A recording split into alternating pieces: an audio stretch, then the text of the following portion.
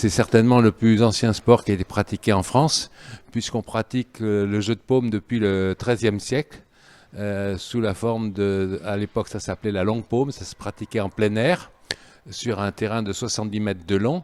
D'ailleurs, il y a beaucoup d'avenues du jeu de paume qui existent en France. Les grands principes sont simples. Il s'agit donc de faire passer la balle de l'autre côté du filet et que l'adversaire ne la renvoie pas. C'est vraiment comme au tennis. Le filet a une caractéristique, c'est qu'il est asymétrique, il est plus haut sur les côtés qu'au milieu, pour inciter les joueurs à jouer de façon transversale sur le terrain. On sert toujours du même côté, et pour pouvoir changer de service, il faut faire des chasses. Alors c'est un peu difficile à comprendre, mais une chasse, c'est quand la balle rebondit 2 fois au sol. Vous savez qu'au tennis, on a droit à un seul rebond. Ici, à la paume, si la balle rebondit 2 fois, on appelle ça une chasse. Et quand il y a 2 chasses au cours d'un même jeu, on change de service. D'où l'expression « qui va à la chasse perd sa place ». Je vous ai amené 2 choses, une raquette et une balle. Alors la raquette, oui, ça ressemble étrangement aux raquettes de tennis, mais il y a 20 ou 30 ans. Elles sont faites en bois, contrairement aux raquettes de tennis qui sont maintenant fabriquées avec des matériaux modernes. C'est du bois de hêtre, et les raquettes sont faites de cette façon-là depuis plusieurs siècles. La forme a légèrement été modifiée au 19e siècle. Mais sinon, c'est exactement la même. Et vous voyez que le tamis, par contre, est beaucoup plus petit qu'un tamis de raquette de tennis ou de raquette de squash.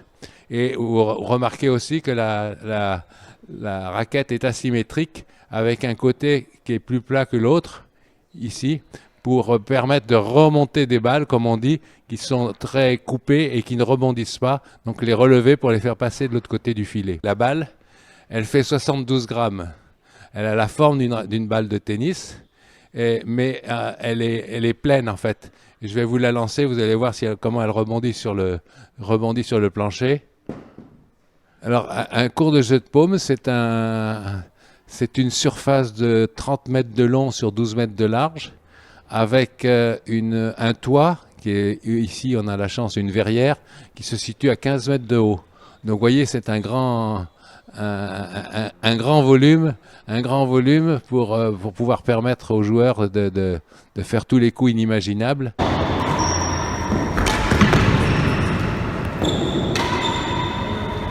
Ça remonte aux Grecs. Vous voyez d'ailleurs dans des vieilles peintures des gens qui se lancent, renvoient une balle à la main.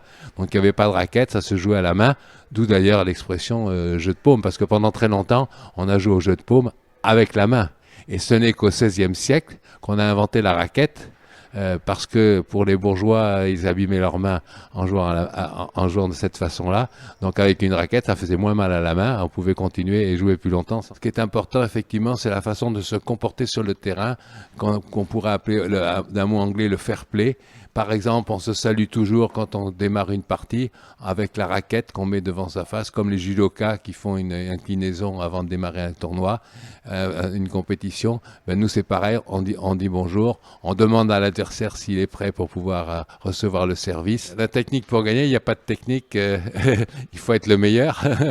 Et c'est comme au tennis, il faut avoir de la technique, alors il faut avoir une bonne stratégie, parce que c'est tenu que c'est un sport à 3 dimensions, il y a des stratégies possibles qui sont très différentes les unes des autres.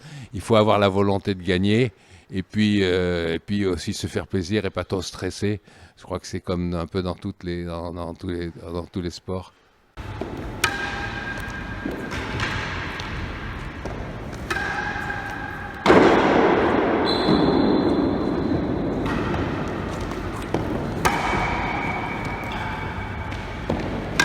Retrouvez tout France Bleu sur francebleu.fr.